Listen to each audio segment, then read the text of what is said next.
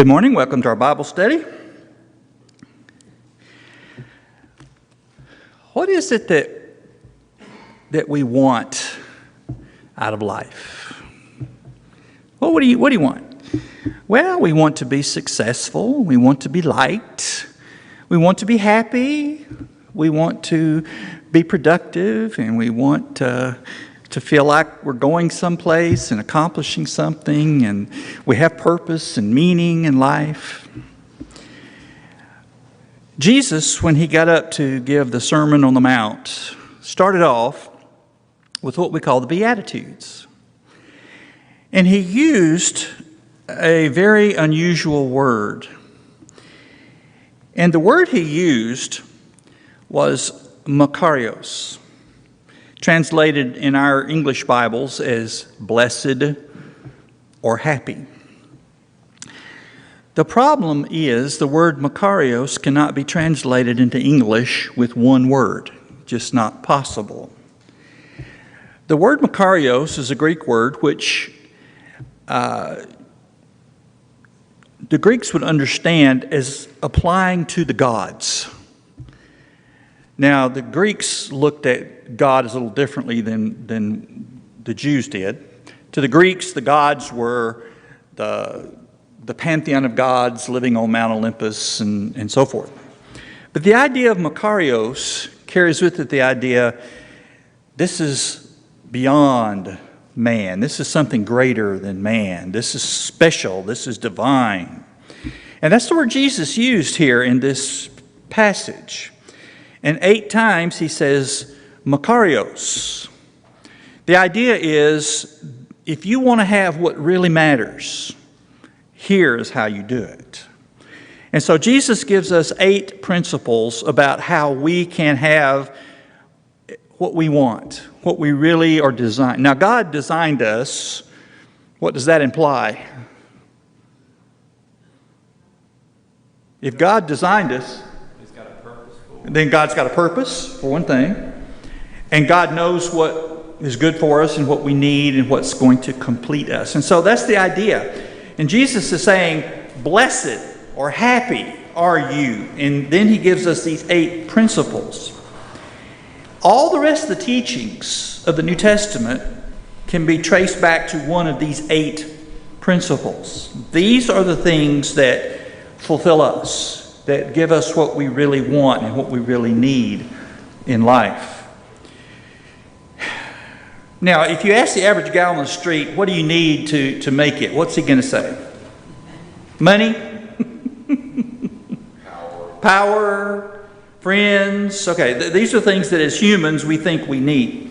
But Jesus says those things are fine. Nothing wrong with money, nothing wrong with wealth, nothing wrong with friends, nothing wrong with all that. But here are the things that are really going to bring you what you desire. These are the things that will really make you what you ought to be.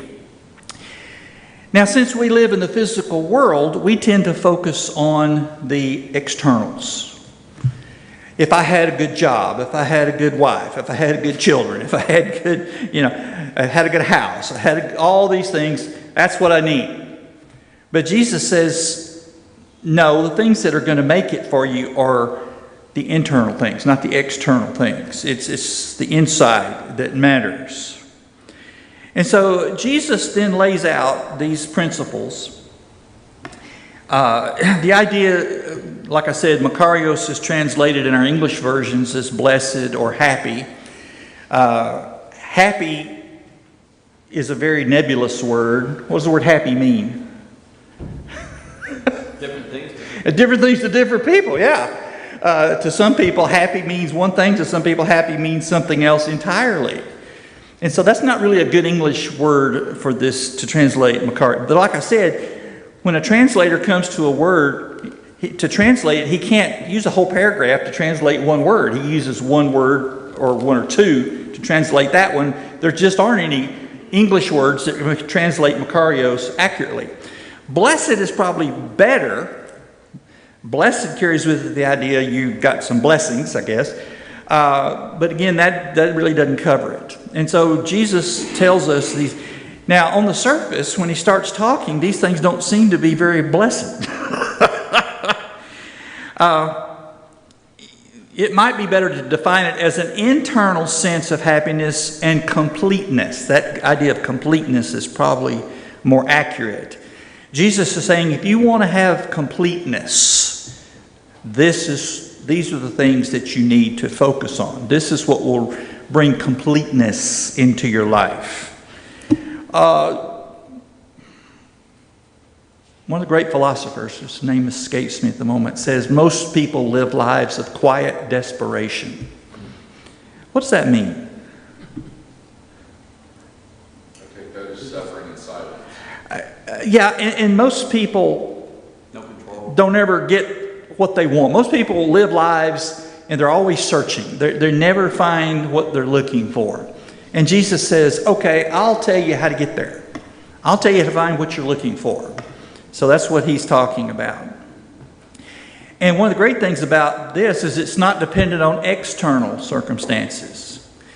You know, you and I were lucky we were born into a country where most of us aren't starving to death.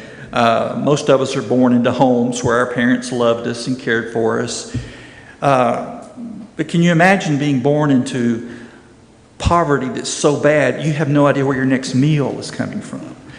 Or you live in a mud hut or a cardboard box under a bridge or something. And you have one parent, if you're lucky, and we just can't imagine that. And so most of us have great external circumstances, but a lot of people don't. Many people in the world don't. Some countries in this world, the poverty is so rampant and the food supply is so bad that they don't know what they're going to eat. But Jesus says your ultimate completeness and happiness is not really dependent upon your external circumstances. Most of us think, well, if I just had a better job or more money or whatever, I would be happy. But Jesus says, well, let me tell you the true secret, how to get there. He starts off by saying, blessed are the poor in spirit. Now, we talked about some of these last week, so we won't spend much time just to bring us back up to date. Now, as I said, in the Greek, there are two words for poor. One of them means you barely have enough to get by on. The other one means you are totally destitute. You got nothing. And that's the word he uses here. So when Jesus says poor, to all these Jews, what goes through their mind? Do I have to give away my land? Well, to the Jews, the idea was if you were a good person, if you were a religious person, if you believe in God, God was going to bless you. When Job had his problems, what did his friends keep saying? Well, you must have done something wrong. God's punishing you. God's taking your stuff. To them, that was proof positive that he was a sinner. And so when the Jews heard Jesus say, blessed are the poor in anything, to them that doesn't make sense.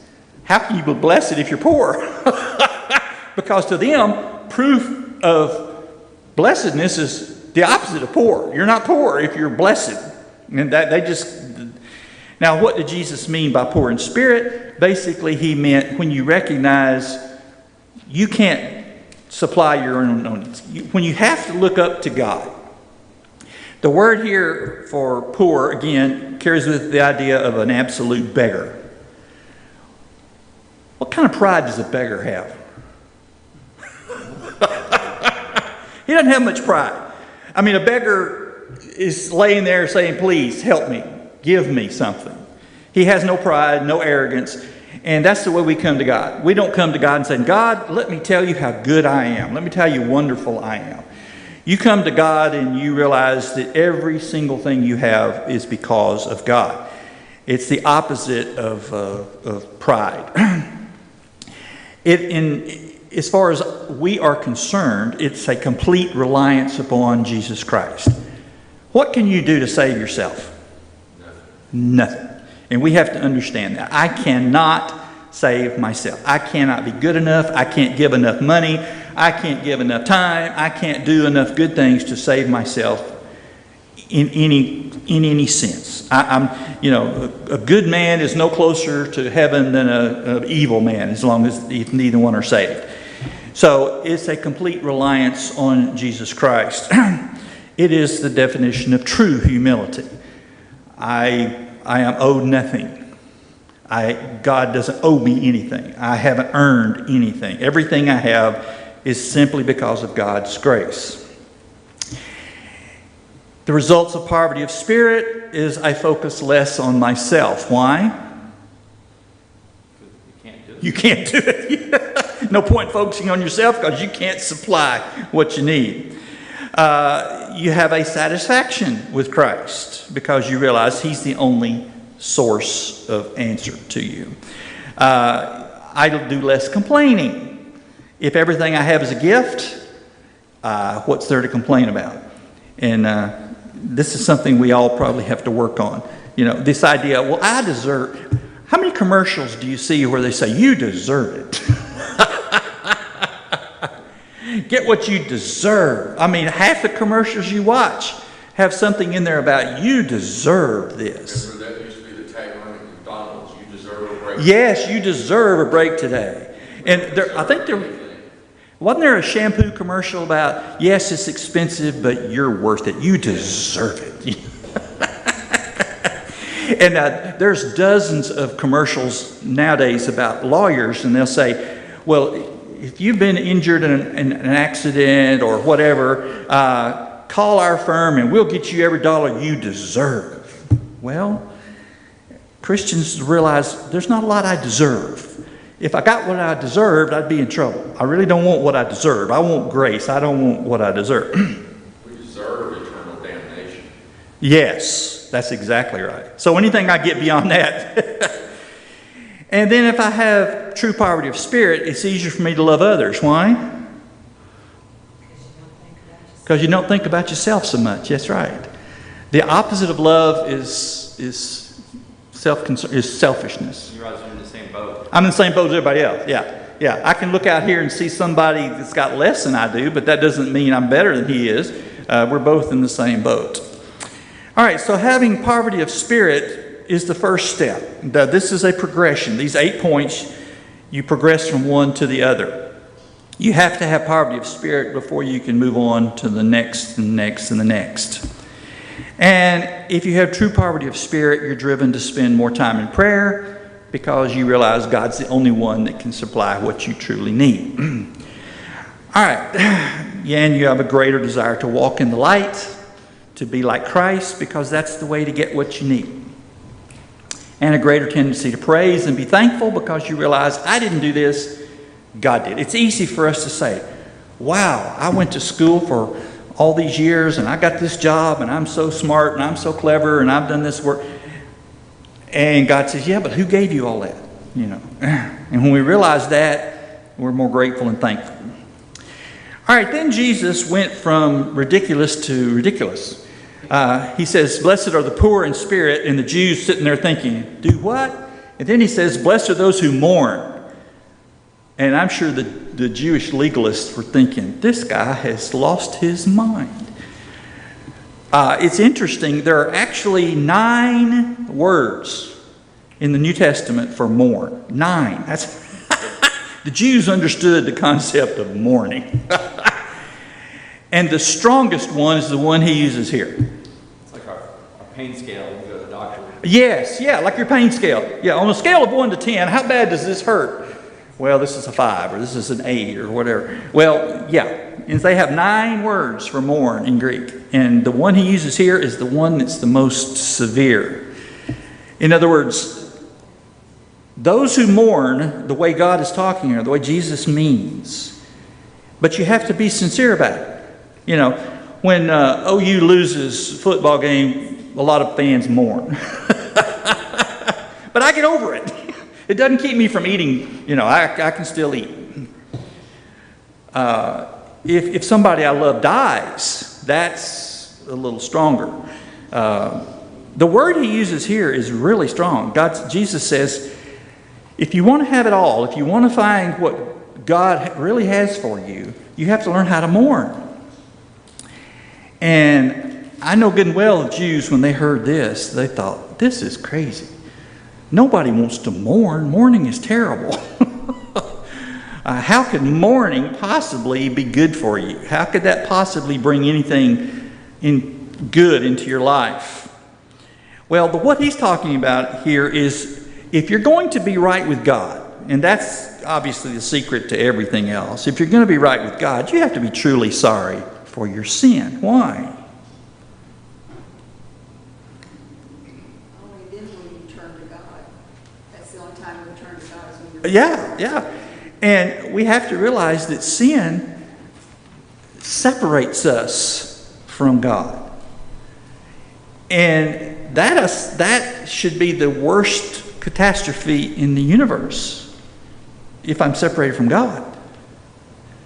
I think we still don't really appreciate just how catastrophic sin was. That everything is now. Yes. We've got entropy now. Because Yes. The entire universe is dying simply because one sin entered the picture. The entire universe is dying.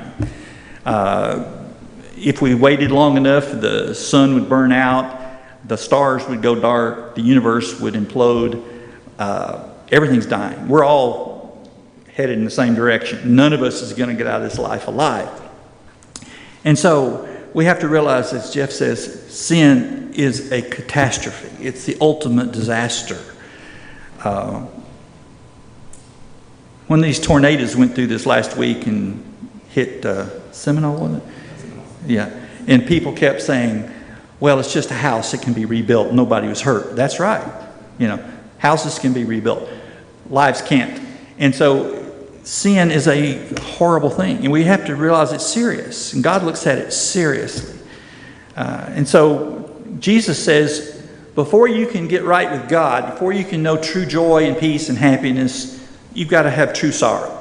You've got to realize that sinning against God is a major disaster.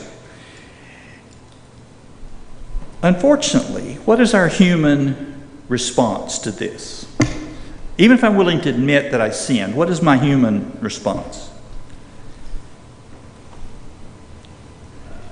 Why are you doing this to me? Ma'am?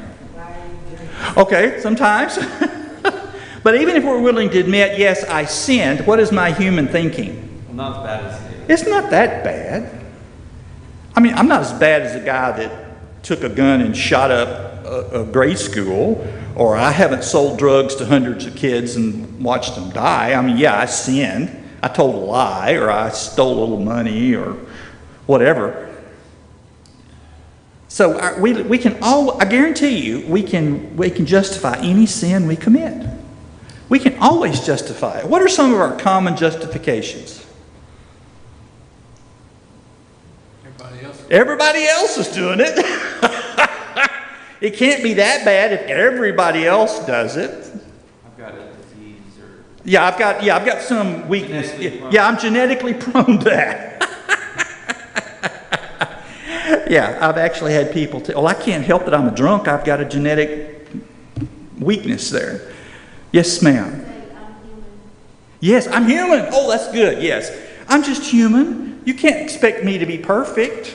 I'm human. Yeah. I guarantee you, any sin I commit, I can come up with a logical reason why I should not be held fully accountable for that. And that's our problem. And Jesus says, if you're going to get through it, if you're going to get right with God, you have to be genuinely sorry you did it.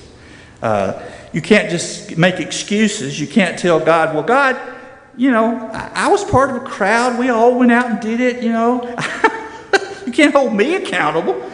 Yeah. the first one to do it. I'm the first one to do it. Or, if I steal something from the office that I work at, I can say, well, if they paid me better, I wouldn't have to steal from them. Or I just consider that part of my salary, You do what? They won't miss it. They won't miss it. Yeah, they're rich. Or if I cheat on my income tax, I may be meddling now. If I cheat on my income tax, I can say, oh, they've got trillions of dollars. The government spends money like water. They're crooked anyway. They're crooked anyway. Oh, yeah. We can always come up with good excuses for sin. But Jesus says, Until you learn to truly mourn for sin, you're never going to be complete. You're never going to have what God has for you. That may be the single biggest block we have toward being on the right path with God, is my refusal to accept I am responsible for my sin. I can blame anybody. I can blame my parents. I can blame society. I can blame my wife. You know, we can always find somebody else to blame. Or if you lose it on the highway. It's that guy that pulled in front of me. Or did you see the guy on the news this week who lost it on the airplane and they duct taped him to the seat? He rode the whole way duct taped to the seat. Well, he just lost it. Psalm 51, if you ever get to feeling proud of your sin, or just read Psalm 51. David says, I did it. I sinned against God. He didn't say I sinned against Bathsheba and her husband, even though he's the one he murdered. He said, I have sinned against God. And that's true repentance. That's true understanding. I have sinned. I have done wrong. David didn't try to say, well, she shouldn't have been out there taking a bath where I could see her. You know, he could have blamed her. He could have said, I'm just a man, you know, I couldn't help myself. She shouldn't have come over, you know. He could have, but he didn't. He just said, I was wrong. God, forgive me.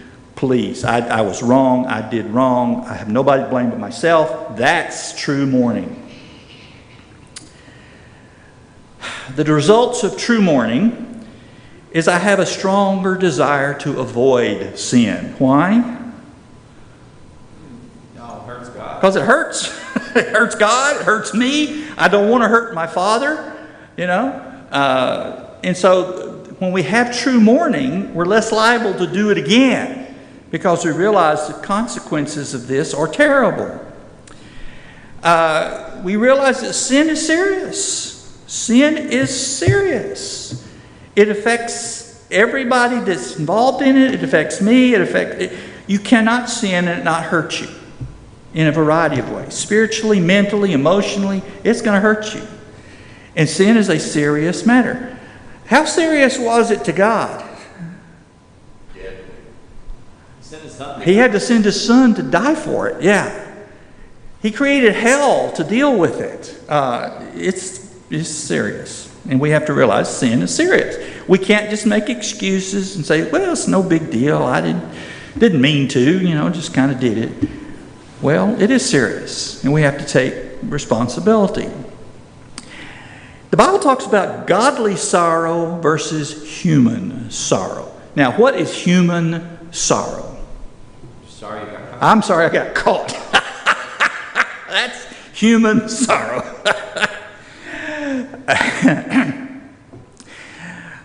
For several years, I worked in prison ministry in Tennessee. We'd go up every week to the jail, and I would preach a sermon, and we'd sing some songs, and I'd go back Monday nights and have a Bible study and so forth. And man, those guys, I'd have a big crowd to have Bible study, and they were really sorry. But they were sorry they were in prison. And most of them, you know, some of them were hoping for is that I would testify for them at their parole hearings. That I would testify, oh, this guy's really in Bible study. I said, I'm not going to do that. I said, I am not going to do that. I said, my job here is not to get you out of jail. And boy, I said, my job is to help you not come back. I said, you need to understand the seriousness of what you did and not do it again. I said, I am not going to go testify for you. And several of them, when they got out, guess what they did? They went right back. They got, you know, they weren't sorry they did it. They were sorry they got caught. And they thought, well, I can do it again and not get caught. Well, that's human sorrow. What's godly sorrow? Sorry that you hurt God. I'm sorry I hurt God. I'm sorry I have violated my relationship with God. That's true godly sorrow. It's not about, I'm sorry I got caught. It's, I'm sorry I have damaged my relationship with God. Truly sorry that I did this. Yes. Yes. And don't blame anybody else. My responsibility. I did this foolish thing. I'm paying the consequences. I deserve what I get. That's godly sorrow. And until I have true mourning, I'm going to have more human sorrow than godly sorrow. Then he says, blessed are the meek. Meek is one of the most difficult words to define. What does it mean to be meek? In this context? I take that as being humble. I think like power. Okay. Power under control. Is that what that is? Yeah. What does that mean? The word literally means power under control. Now, you think, what's that got to do with anything? What is Jesus talking about? Now, normally, the word meek in English means what? Timid or weak. What animals do we associate with meekness? Meek as a mouse or meek as a lamb. We don't think of meekness as a manly quality. To the Romans and the Greeks, meekness was, real men aren't meek, real men are strong. Meekness literally means power under control. The word, it's interesting, the root word translated meek means to put a bit in a horse's mouth. What's the purpose of a bit? Guide the horse. Yeah. For those of you who grew up in the country where you rode horses. A bit is a metal piece that goes in the horse's mouth. Now, a horse can weigh, 1,500 pounds, a big one? And powerful animal. How do you control that power? Well, you put the bit in his mouth, yeah. So the word meek literally means control, power under control. Now, if you put a bit in a horse's mouth, is he any weaker than he was? No. What's the difference? He's under control. And so what Jesus is saying is, we need to be meek people. Who are the people in the Bible that are called meek?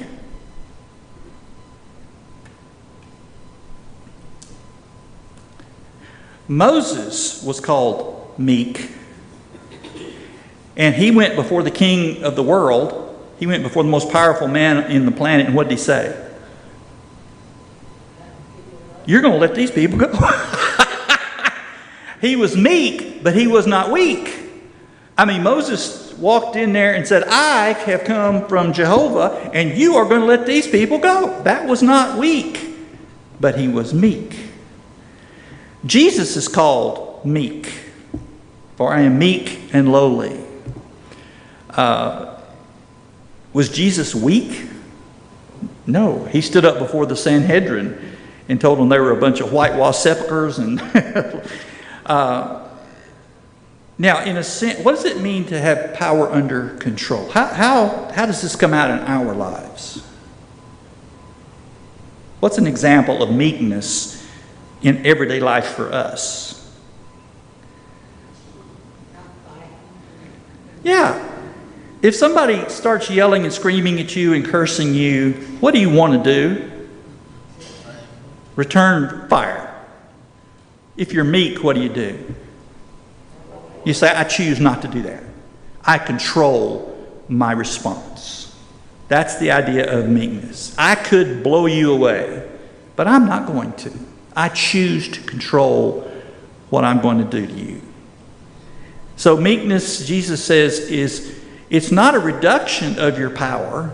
It's a controlling of your power. You don't have to let people have it. The results of meekness is teachability. What does that mean? I'm able to be taught. I'm willing to learn. A prideful, arrogant person, you can't teach him anything. Why? He knows it already. A meek person says, I want to learn. I want to learn more. I want to learn how to get along with people. I want to learn how to treat people. I want to learn how to be right with God. A meek person is teachable. He's not arrogant and prideful. He's teachable. He also has self-control. The Bible says, be angry and sin not. When do we tend to do wrong things? When we're angry, yeah. Very rarely do I get angry and then do everything right. And so the Bible says, okay, as a human, sometimes you're going to get angry. It's just going to happen. God built into us anger. Sometimes anger is useful. But don't let anger lead you to sin. And so meekness says, I'm going to get angry, but I'm not going to sin. Anger's like a gateway drug. Anger is a gateway drug. That's a good way to put it. That's a good way to put it. Yeah, it leads into other things. Some people are going to irritate you. I know that's hard to believe. Sometimes we run into people who irritate us. And we can lose our self-control, and we can say ugly things, and we can do ugly things, or we can control it and not let it go. Jesus showed us at the temple there's a time to get angry. Yes. And there's a time to not get Good point. angry. When was the only time Jesus ever got angry? He overturned the table. When God's reputation was at stake. The reason he overturned the temple, the money changers, and drove out the animals was because they were cheating people in the name of God. They were literally stealing, in legal stealing in the name of God. And Jesus was angry at that. When Jesus was slapped, when he was spit on, when he was cussed, he did not respond because he had self-control. So there's a righteous anger. That's not usually most of our problems. Another result of meekness, when we do have authority over others, are we leaders or dictators? What's the difference? Dictators is my way. Yes, dictators, it's my way or the highway. Dictators like to lord it over people. Dictators like to boss.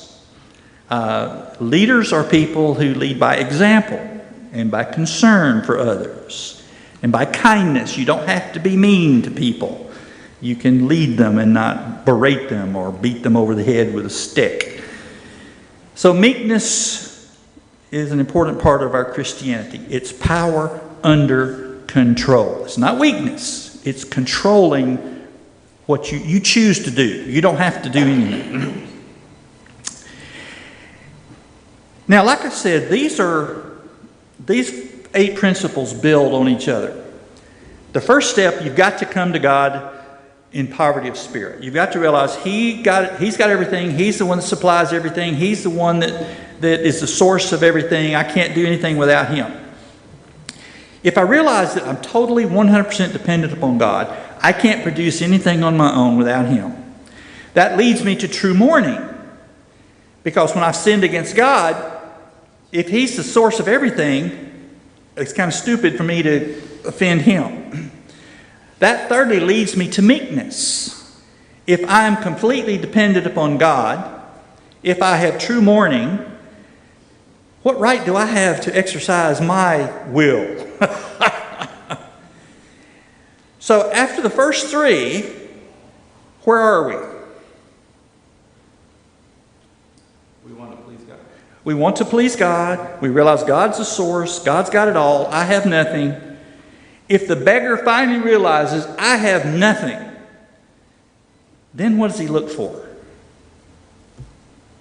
The things he needs. Yeah, the things he needs. And so when he sees the guy walking down the street looks pretty well off, that may be the guy that can help me. And so he says, blessed are those who hunger and thirst for righteousness. Now the words he uses here are also interesting. Again, it doesn't come out in English. But the words he uses for hunger and thirst here mean, I want it all. I want all the righteousness in the world. I have a huge need, not for money or for food or clothes, but I need righteousness. When you get to this point, you say, God, what I need most of all is your righteousness. Why is it important that we get there? It affects our salvation. Well, yeah. It affects everything. What is righteousness? In a practical sense, what is righteousness? Being right with God. Being right with God. And when I get to the point where I realize I need to be right with God more than anything else in the universe, then I am desirous of being righteous. I do anything I can to become righteous. Imagine Paul the Apostle on the road to Damascus. He's going there with soldiers, with orders from the priests in Jerusalem. And he is bound and determined to stamp out this Christianity stuff. He looks at it as a plague on Jewish society. That these Christians are going to just mess up everything. They're anti-God. And I'm going to go to Damascus and I'm going to root the church out and kill it. I'm going to take these people into prison. I'm going to drag them back to Jerusalem in chains. And we're going to execute them. We've got to stop this stuff. And then on the way, Jesus Christ appears to him and says, Paul, or Saul, what have you done? Why in the world are you persecuting me? I am the Messiah. And what was Paul's response? Wow. What have I done? I mean, can you imagine for years you spent your entire life believing something and then find out it's all dead wrong? That you've been completely, miserably wrong. Yes. Oh, yeah, we've been there, done that. I can't believe I did that, And so Paul was blind. He went to Damascus and he's sitting for 3 days blind as a bat. What do you think he wants? Man, I got to get this worked out. I got to get this straight with God. I am in a mess. I have opposed the will of God Almighty. I have been part of killing Christian people. I have slaughtered Christians. I've done my best to stamp out God's kingdom on earth. I mean, when Paul said, I'm the chiefest of sinners, he meant it. I have opposed God Almighty to his face. I've shaken my fist in his face and said, I'm going to oppose you. I have opposed God Almighty. What does he need now more than anything? I got to get back with God. I got to get righteous. And so he was hungering. And so can you imagine his response when the preacher showed up and said, let me tell you what you need to do? What do you think his response was? Oh, yeah. Please tell me what I got to do to be right with God. And as soon as he heard what he needed to do, what did he do? He did it instantly, immediately. And then he dedicated his entire life to making it right. He was zealous for God. Yes, he was as zealous for God as he was against. And so Jesus says you and I have to develop that zeal. We want righteousness. I want to be righteous. Logically, how do we start? Well, where's some starting points for being righteous? Well, we have to know what God wants. I have to know what God wants, so I have a desire to study. What else?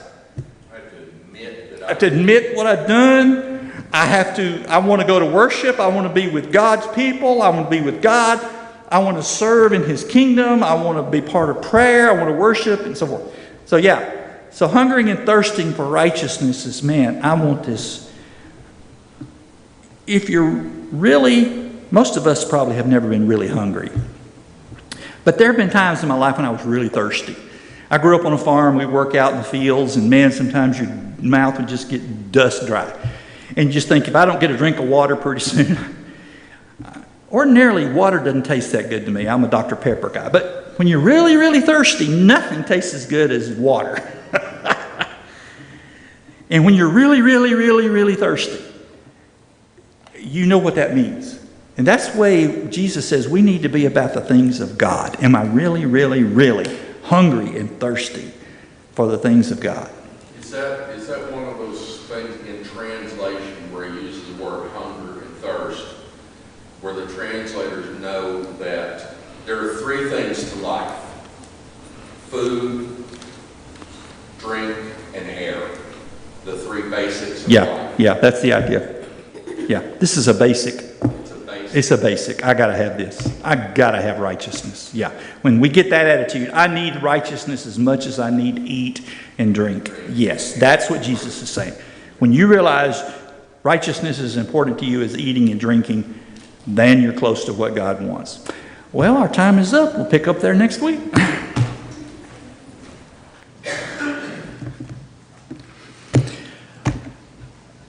A young mother woke up one Mother's Day, and her two grade school age children were standing beside the bed, and they had a small bouquet of flowers in their hands, holding out to her. And she, "Oh, that's so sweet, and thank you so much." And they said, "Well, we're kind of disappointed. We really wanted to get you something a lot bigger and nicer. We went to the flower store, and we found exactly what we wanted. There was this large bouquet of flowers, had a beautiful ribbon on it, and it says, 'Rest in Peace.' And we knew you wanted that." But Dad wouldn't let us get it. You know, of all the blessings that God has given us, I suspect most of us would rank Mama right up there toward the top. Mothers are the most special beings on the planet. After watching my own mother, and when I got to be an adult, I began to appreciate her a little more. And watching Sharon raising our kids and watching Rachel raising her kids, I'm just amazed at the power of women with children. Their patience is infinite compared to ours, compared to fathers. It's just astounding to watch a mother with her children, with any children for that matter. Man once wrote a book called All I Really Needed to Know I Learned in Kindergarten. Actually, that's not true. Most of us learn before kindergarten the things that are crucial in life. Today we are here to honor God, primarily. But today we're going to honor God by honoring maybe His greatest creation, and that's mothers. God has blessed us so much. Mothers do a vital work. Mothers are the ones who train us early on with the important things in life. Mothers are amazing. Mothers never stop being motherly.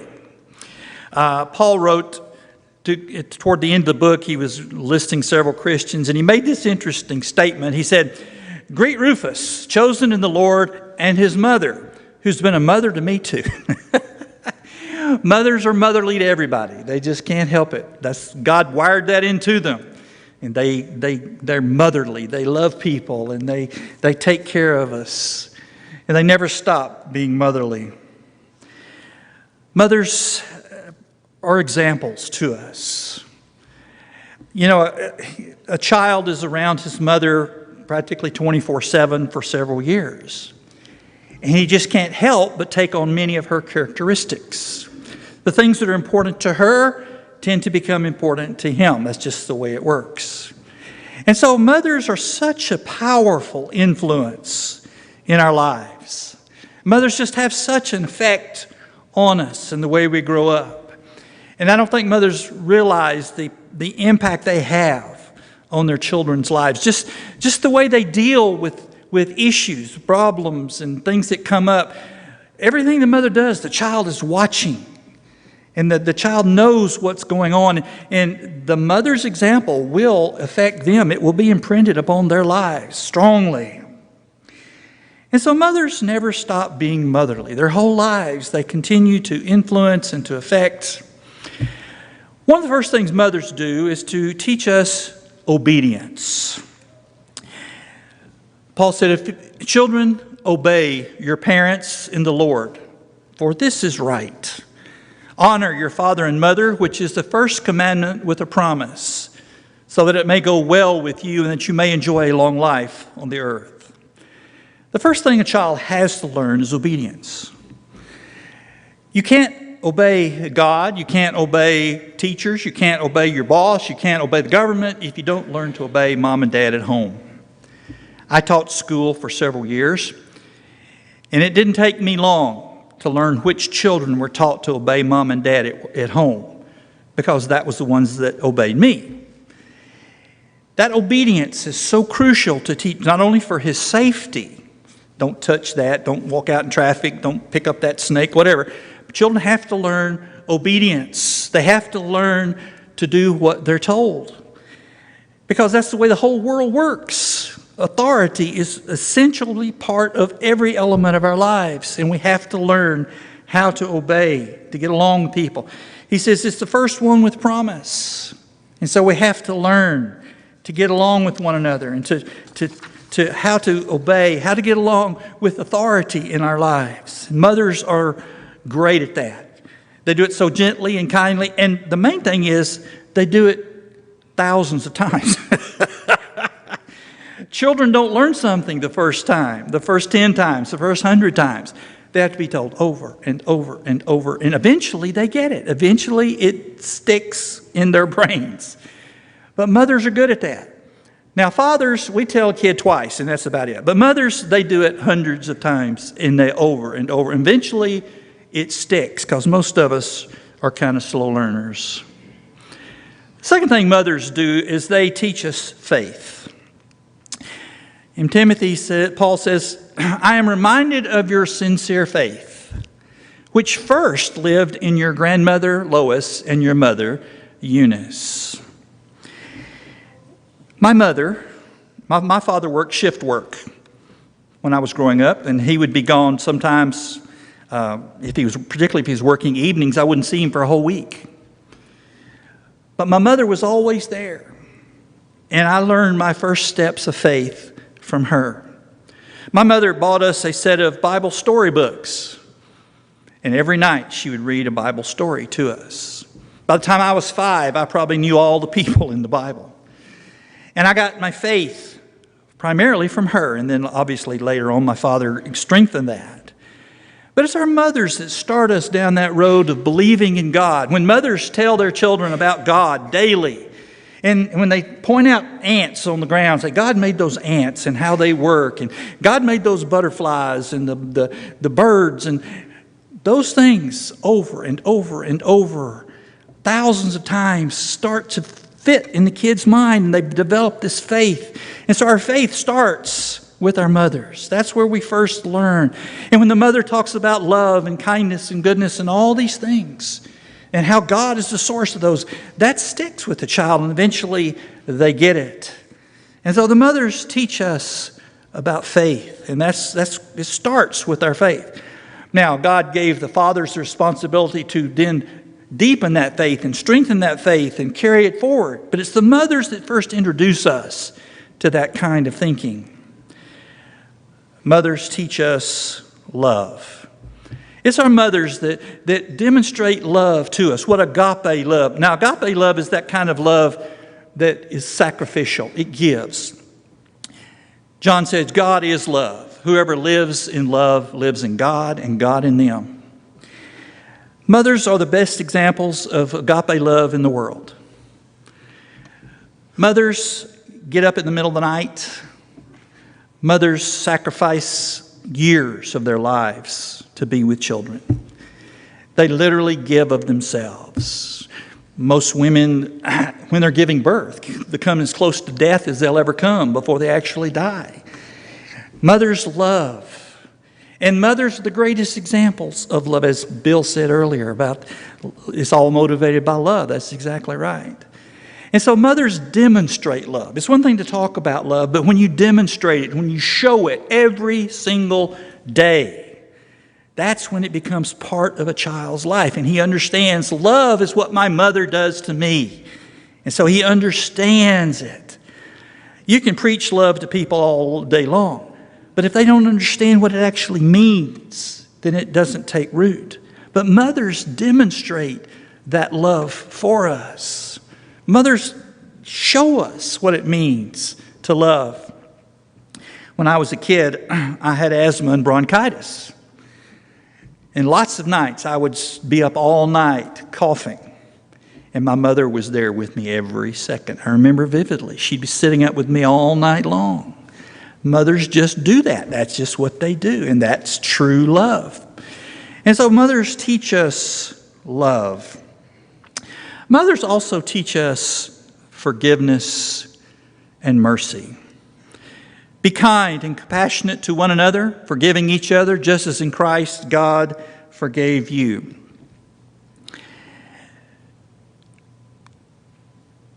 How do you learn to get along with people? How do you learn to be compassionate? How do you learn to forgive? Well, you've got to have an example. And mothers are the best in the world at forgiving us. When we've done things wrong. When I was 5 years old, my father drove into the yard and I saw his car coming. And I liked to hide from him and he'd have to find me. It's a game we played. And so I ran into the living room and I almost didn't make it because I could hear him coming in the door. And so I slid across the couch to get behind the big chair. Well, I knocked my mother's favorite lamp off. She got it for her anniversary. Real nice globe lamp. And it fell over. And a chunk about as big as my hand broke off of the globe. My mother heard it break.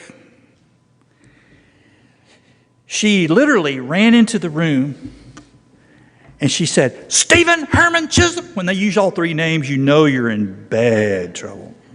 "Stephen Herman Chisholm, I'm going to half kill you." My mother had never spoken to me like that before. And I began to think, how do you half kill somebody?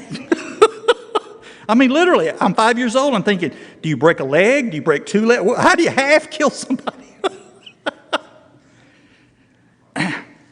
So she jerked me up and she spanked me. My mother was, she didn't believe in let daddy do it. She took care of her own discipline. She spanked me and she set me down in that chair. You sit there and think about what you've done. So I'm sitting there thinking about my life, my choices. And it seemed like forever, but I knew it wasn't. But you know, I knew that even though I had committed the unpardonable sin, I broke her most valued possession. I knew that eventually, it may take a while, but eventually she was going to come in that door, she was going to walk over to me, and everything was going to be fine. She did. She came in, she walked over to me, she hugged me, kissed me, told me everything's okay. I knew forgiveness was coming. I knew it. Even though I had done a terrible thing, and I'm still thinking, how are you going to half kill me? But I knew she was going to forgive me. And I learned what forgiveness is from her.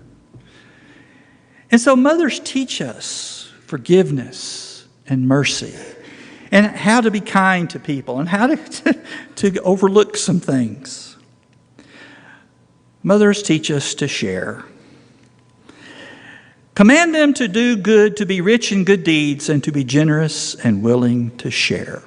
Now, I was an older brother. I had a younger brother who was 3 years younger. And I've got to admit, I didn't see any point in sharing with him. Just didn't do it. You know, life was perfect until he came along. We didn't need him. Didn't need him at all. He showed up.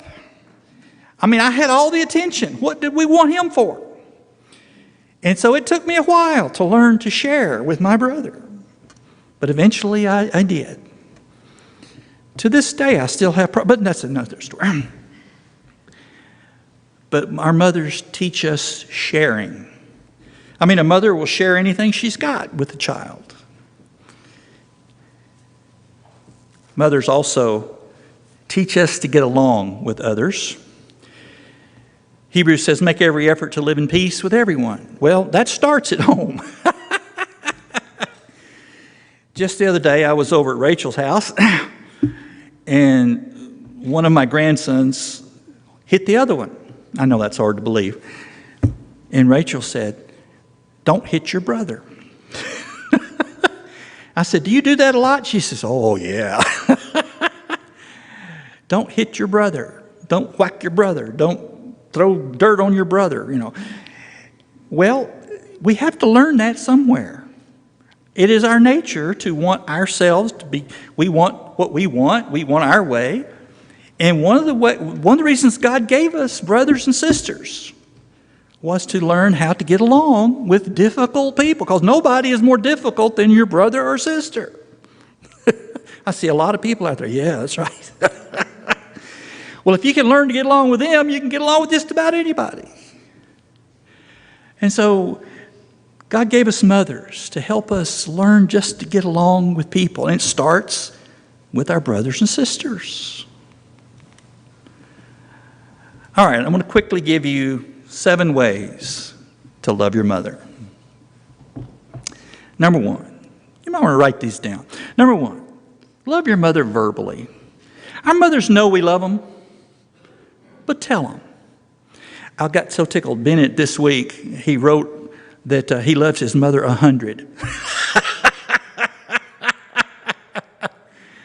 I'm not sure exactly what that means, but to Bennett that meant all the way. So I told Sharon later, I says, I love you 110. But Bennett loved his mother 100.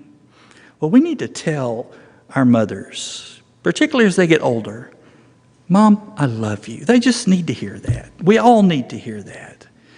And so that's the first way we need to love our mothers, is just tell them, Mom, I love you. We need to love our mothers physically. We need to give our mothers a hug. I read somewhere that older people, and I'm getting there, need some hugs. They just need some physical contact. Studies have been done that show that we all need somebody to just touch us, to let us know that somebody cares about us. So that's important. So love your mother physically. Love her patiently.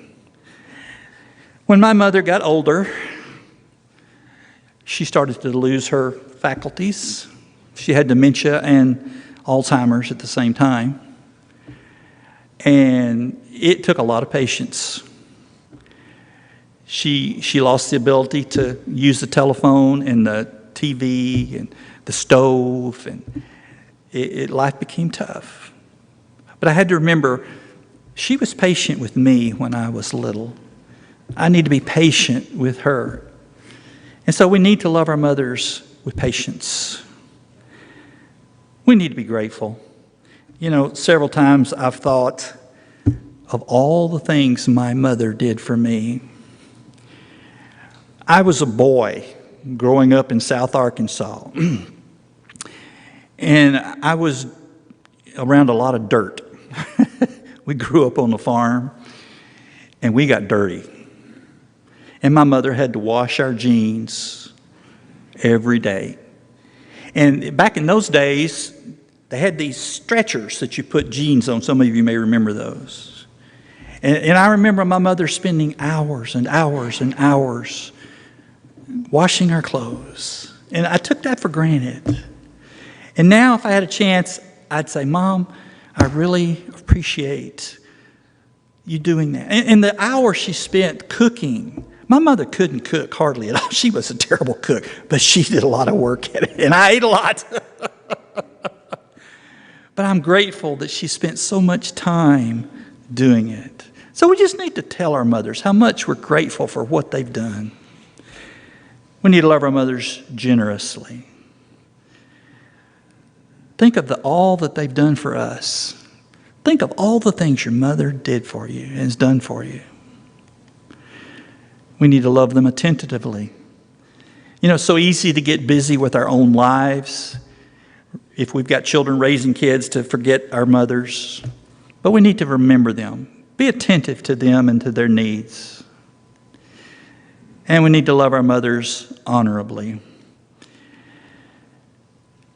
Happy birthday, mothers. We appreciate you. We love you. We don't tell you enough, but I assure you we all care and we love you. We want to do what we can to help you. So mothers, we appreciate you. And we salute you as one of the greatest gifts God ever gave us. And we are grateful.